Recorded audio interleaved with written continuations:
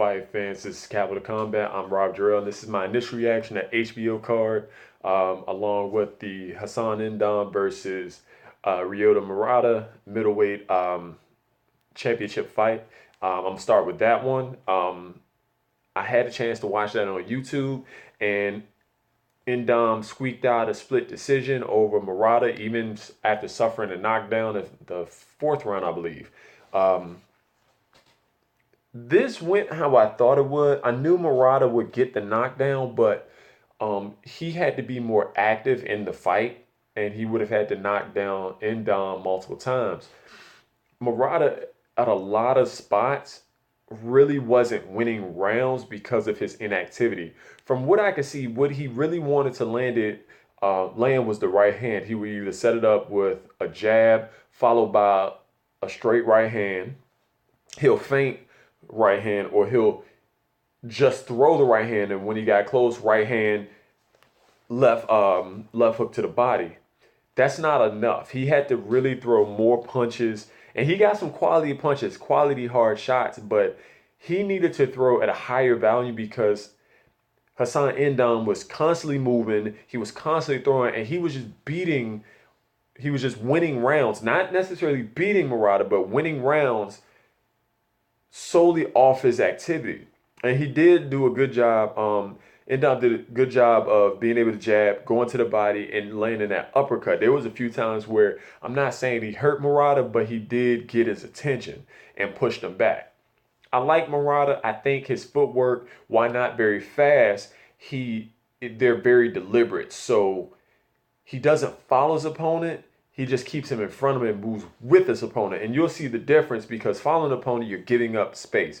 When you're moving with your opponent, you're actually cutting off the ring and not actually wasting so much energy trying to get to him. You just step to the side and keep him in your line of sight and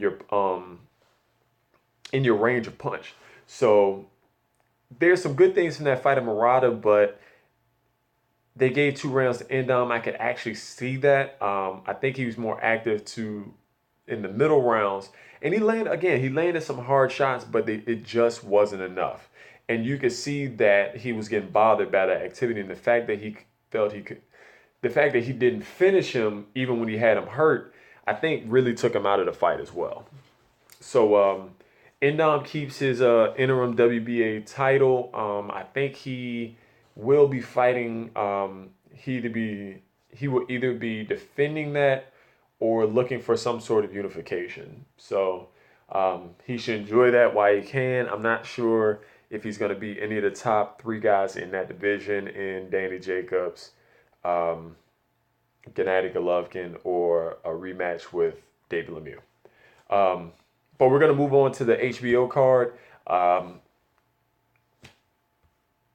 Raimundo Beltran, Jesus Christ. Ray Beltran landed a picture-perfect left hook to the jaw of Jonathan Marcelo. And, I mean, Beltran always seems like he might be on his way out, and then he lands something that just puts him right back into contention. So if you haven't seen it, look that up because that was insane. Shakur Stevenson got the first round knockout at Madison Square Garden. Second fight, I want to say, within the last 2 months, and he's off to a good start with his career. Top Rank, they're going to keep him active. The one thing they know how to do is develop talent. Now, let's move on to the main event, and that was Terence Crawford versus Felix Diaz. And Bud Crawford, I don't know what to say about this dude. Not to be up here dick riding, and I guess you guys are going to say something as well, but there's no way this guy isn't in anyone's top 10, if maybe even top 5, and that's pushing it, depending on where you place Lomachenko, Triple G, Ward, Golovkin, and Canelo. I think those guys are interchangeable depending on what you're looking for.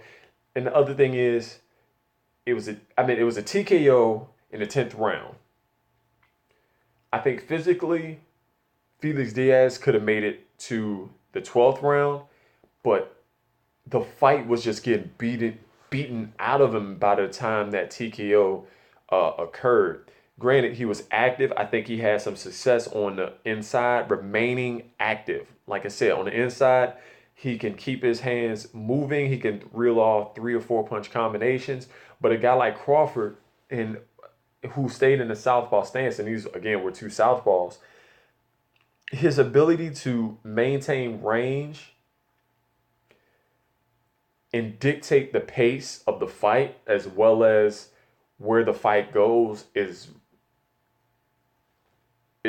just, I can't just say really good, it's actually pretty amazing. And he was able to work that jab and the uppercut, getting on the inside of getting to Diaz, not getting on the inside.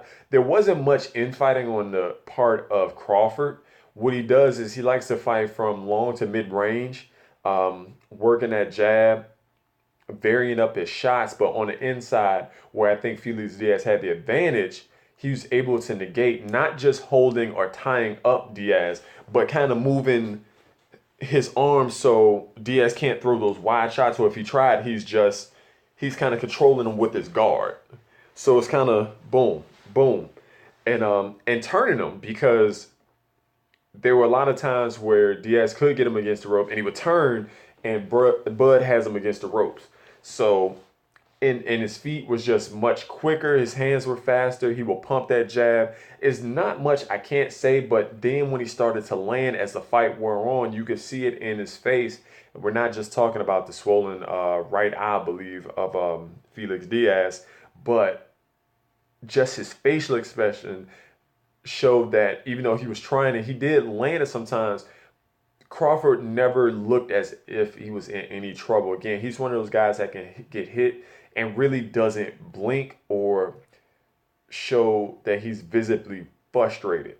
And it got to the point where he was just clowning Diaz in the 8th, 9th, and 10th round, where he just at one point he was just taking his glove and tapping him on the head as he used his footwork and jab to push him against the ropes. Or he would just drop his hands and just talk to him and talk trash. And at that point, when you could do that and there's no response, no punches thrown, you have beaten a fight out of your opponent. And it's not the first time it's happened, but just realize that Diaz is a talented fighter. He went tooth and nail with Lamont Peterson, who is a pressure, come forward fighter that likes to dig to the body. He beat Sammy Vasquez, but then going up against Crawford, he was just totally outclassed. And this is an Olympic gold medalist. This is the second Olympic gold medalist on Crawford's resume. And that's not to take it lightly. And a lot of people is going to say, well, he was bigger than Diaz. Well, a fight night, if I'm not mistaken, Terence Crawford weighed about 157. Diaz actually was a middleweight in there, so he weighed around 161-ish, 160 to 162, something like that. So he was fighting a shorter guy, but he was also fighting a bigger guy, a more densely muscle guy, a guy that's usually pretty active, and he just totally outclassed him. Um, yeah. Again, as the fight wore on, you could see that instead of him moving so much around, he would almost stalk Diaz, where he was just moving and his footwork and jab just pushed him back, and Diaz had his guard up, instead of kind of like that hand here and the one hand ready to jab and throw that well, let me switch it up, that wide left. So I don't know what to tell you. I think Terence Crawford is going to be looking to unify versus the winner of Idongo versus Lipinets, because Idongo has to defend his IBF title, 140-pound IBF title against Sergey Lipinets, because he is the next in line and they don't take step aside money in the IBF sanctioning bodies. So if that doesn't come to fruition, look out for Terence Crawford to fight Pacquiao probably at 140, or maybe even at catchweight about 143. Again, if you don't think that's what's going to happen, feel free to hit me up in the comments down below. Email capitalcombat@gmail.com, Capital Combat at Facebook, Instagram, Twitter. If you haven't subscribed, hit the subscribe button. If you've already subscribed, or if you just did subscribe, hit the bell icon to see all the updates that we get, that we put up here on YouTube, so you'll know and we can have more traffic and we can bring you more good content. And until next time, fight on. This is round one, and you've already lost. They don't see